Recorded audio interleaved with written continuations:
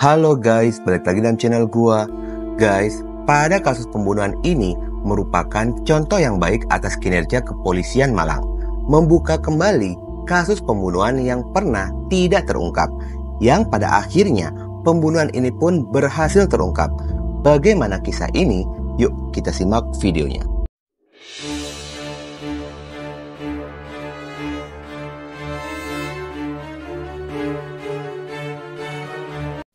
Hari ini kita berkenalan dengan seorang gadis muda bernama Dia Agustin Lestari Ningsi, berusia 17 tahun, warga Kecamatan Paron, Kabupaten Ngawi, Jawa Timur. Dia merupakan sosok anak yang pintar di sekolahannya. Dia pun berhasil lolos dan masuk ke Universitas Negeri Malang melalui jalur beasiswa jurusan biologi. Demi menuntut ilmu, dia merantau dari Ngawi ke kota Malang untuk berkuliah di sana. Di Malang, dia memilih sebuah kos-kosan yang berada di Jalan Bendungan Sutami 1, Kelurahan Sumber Sari, Kecamatan Lowokwaru, Kota Malang, dan menetap di sana. Kepribadiannya sendiri dikenal pendiam, namun pintar dan baik. Aktivitasnya pun sehari-hari hanya ke kampus dan melakukan tugas-tugas kuliahnya. Setelah menjalani perkuliahan selama 4 bulan di semester 1, hari libur akhir tahun pun tiba. Dia berencana pulang ke Ngawi dengan perasaan rindu kepada keluarganya di sana. Dia pun menghubungi sang kakak sehari sebelum kepulangannya untuk menjemput di stasiun Ngawi pada jam 3 sore di hari Kamis tanggal 22 Desember 2022. Lalu dia melakukan packing barang-barangnya, persiapan untuk pulang ke kampung halamannya esok harinya. Pada keesokan hari, keluarga menghubungi dia, namun ponselnya tidak aktif. Keluarga ingin menanyakan mengenai keberangkatannya yang rencana akan berangkat pada jam 8 pagi dari stasiun Malang. Lantaran tidak adanya kabar, sang kakak pun berinisiatif datang ke stasiun Ngawi untuk menunggu dia. Kakaknya menunggu dari jam 13.00 siang hari hingga menjelang sore hari. Namun dia yang ditunggu-tunggu tidak kunjung datang. Di tengah-tengah kekhawatiran keluarga menunggu kabar dari dia, keluarga justru mendapatkan kabar yang sangat mengejutkan dari kepala desa. Sore itu, keluarga terasa disambar petir saat mendapatkan kabar jika dia telah ditemukan tidak bernyawa dan bersimbah darah di dalam kamar kosannya. Perasaan hancur yang dirasakan oleh keluarga ketika mendapatkan kabar tersebut. Lalu berangkatlah keluarga ke kota Malang untuk melihat kondisi dia. Setibanya di rumah sakit Saiful Anwar, isak tangis keluarga tidak tertahan lagi ketika melihat satu-satunya kebanggaan keluarga telah terbujur kaku di dalam kamar jenazah. Keluarga pun menanyakan kronologi bagaimana putrinya itu bisa ditemukan tidak bernyawa. Pihak kepolisian pun menerangkan jika penemuan ini bermula pada pagi hari sekitar jam 6 pagi. Teman kosannya melihat pintu kamar dia sedikit terbuka, lalu melihat dia masih berada di tempat tidurnya. Tidak ada kecurigaan akan hal itu. Temannya pun mengabaikan dan melakukan aktivitasnya seperti biasa. Memasuki siang harinya, teman dari dia yang mengetahui jika dia ini akan pulang ke Ngawi, dia pun kembali mendatangi kamar dari dia. Tujuannya ingin bertanya mengapa dia masih belum bangun. Saat masuk ke dalam kamar dan mendekati tubuh dia, temannya pun sangat terkejut melihat dia ini sudah tidak bernyawa dengan kondisi bersimbah darah di atas tempat tidurnya. Kejadian itu pun langsung dilaporkan kepada pemilik kosan dan dilaporkan kembali ke perangkat desa dan kepolisian setempat. Saat polisi tiba di lokasi, kondisi TKP pun sudah rusak. Lantaran pemilik rumah kos berserta dengan teman korban sempat berusaha melakukan evakuasi dan tidak menunggu kedatangan polisi. Pihak kepolisian masih berusaha melakukan olah TKP guna mengungkap kematian dari dia serta mencari petunjuk dan barang bukti. Di TKP, polisi menemukan adanya sebuah ransel milik korban yang sudah dipenuhi dengan barang-barang bawaan. Yang diketahui barang-barang itu ada satu barang yang tidak ditemukan, yaitu ponsel milik korban. Saksi dan bukti yang ditemukan oleh polisi sangat minim, yang membuat pihak kepolisian pun harus bergerak lebih teliti lagi menangani kasus tersebut. Setelah selesai melakukan olah TKP, polisi dan tim medis segera membawa tubuh korban menuju ke Rumah Sakit Saiful Anwar dan melaporkan kejadian ini ke kepala desa, di mana lokasi alamat dia berasal, hingga akhirnya keluarga mendapati dia sudah terbujur kaku di kamar jenazah. Menurut informasi teman dan keluarga, korban ini tidak pernah mengeluh sakit atau mengalami hal apapun. Itu kan mau pulang, kakak anak sudah mapak di stasiun kemarin jam 3, ternyata keretanya sudah datang tapi orangnya nggak ada. Akhirnya konfirmasi ke sana, ada berita dari Polres sana Malang ke saya untuk ini anak nama Agustin, ini alamat Semen, ini meninggal dunia di kosan. Sebelum ditemukan tidak bernyawa saat malam harinya, korban ini masih sempat bertegur sapa dengan teman kosannya ketika hendak meminjam alat pemanas air. Tante dari korban yang bernama Sufatmawati mengaku heran dengan kematian dari keponakannya itu. Menurutnya, dia dikenal sebagai sosok yang pendiam dan tidak mempunyai musuh. Akhirnya, pihak keluarga meminta agar tubuh korban dilakukan otopsi guna mengetahui penyebab pasti dari kematian dia. Dari hasil otopsi itulah ditemukan adanya luka yang diduga bekas tikaman pada bagian tubuhnya dan luka cakaran pada wajah. Setelah mengetahui penyebab dari kematian dia, tubuh dia pun segera dikembalikan kepada pihak keluarga, lalu dibawa dan dimakamkan di kampung halamannya. Sementara kasus ini pun terus berjalan di ranah pihak kepolisian dan penuh dengan teka-teki yang sulit dipecahkan oleh polisi lantaran kurangnya bukti dan petunjuk. Pihak kepolisian sempat mendapatkan bukti dari rekaman CCTV dan sempat meminta keterangan dari seorang remaja laki-laki bernama Hisham Akbar Palevi yang pada saat itu berusia 17 tahun. Akbar ini memiliki alibi kuat ketidakterlibatannya atas kematian dari dia.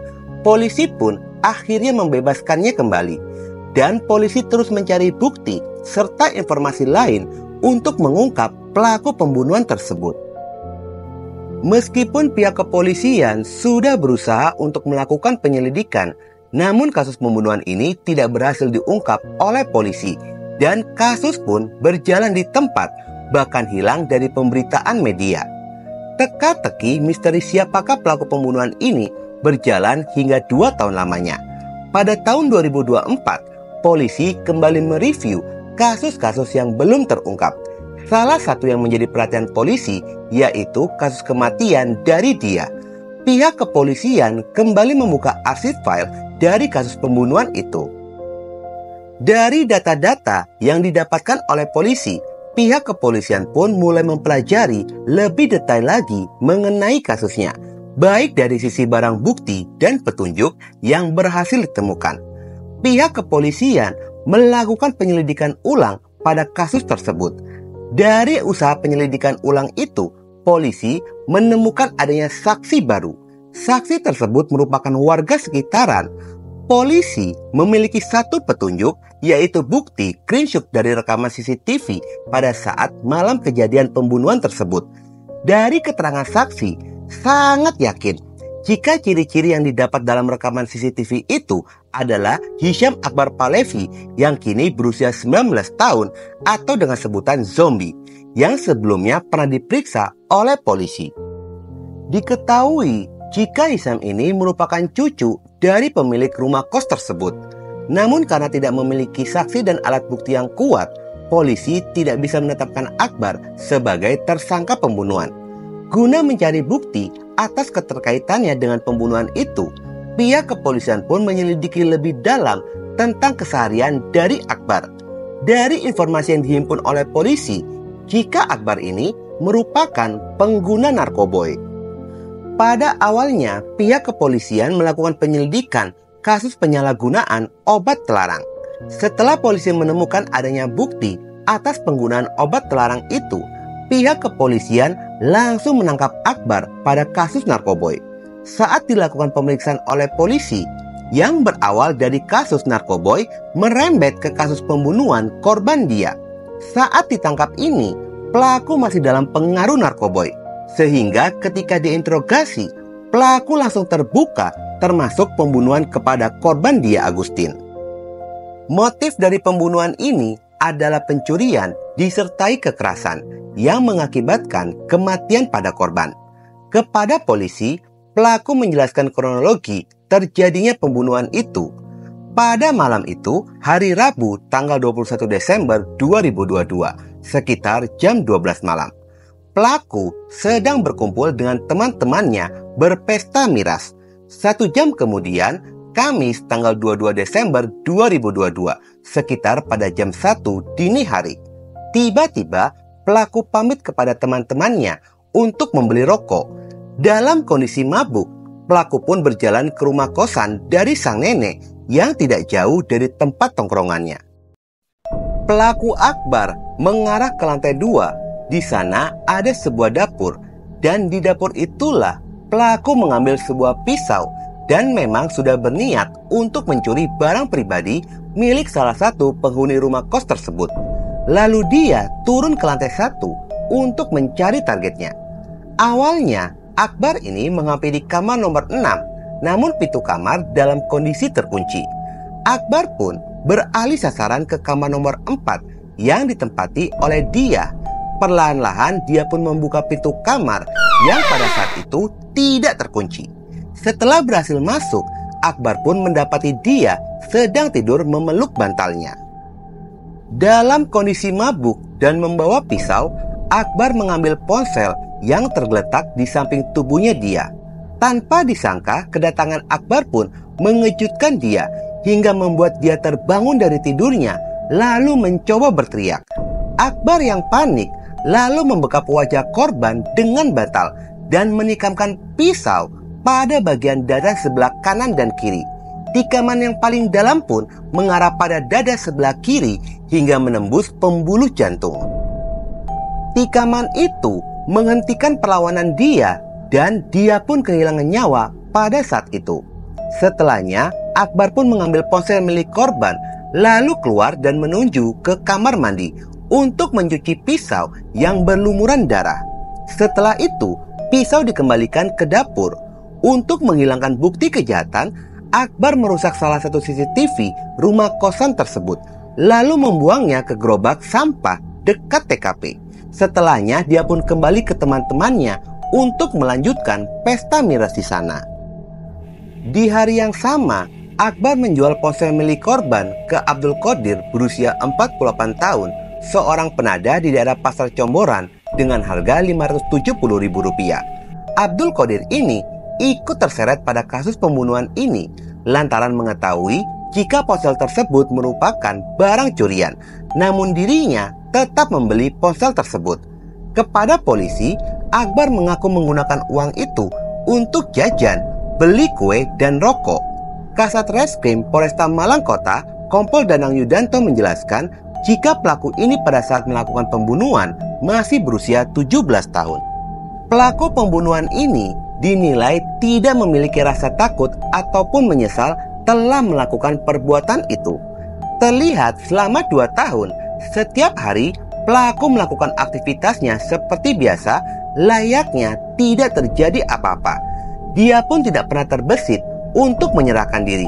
Bahkan dirinya tetap berada di kosan, tidak melarikan diri, hingga akhirnya tertangkap oleh polisi setelah 2 tahun kasus pembunuhan ini.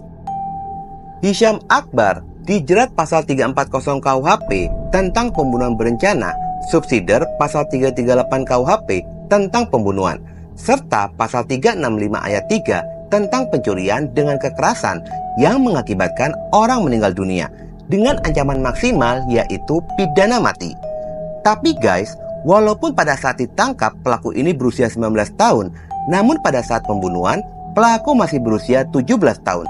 Bisa jadi pelaku akan dilindungi pasal pelindungan anak dan hukuman maksimalnya hanya 10 tahun. Oke guys, sekian dulu video gue hari ini dan jangan lupa ikuti terus video gue. Oke?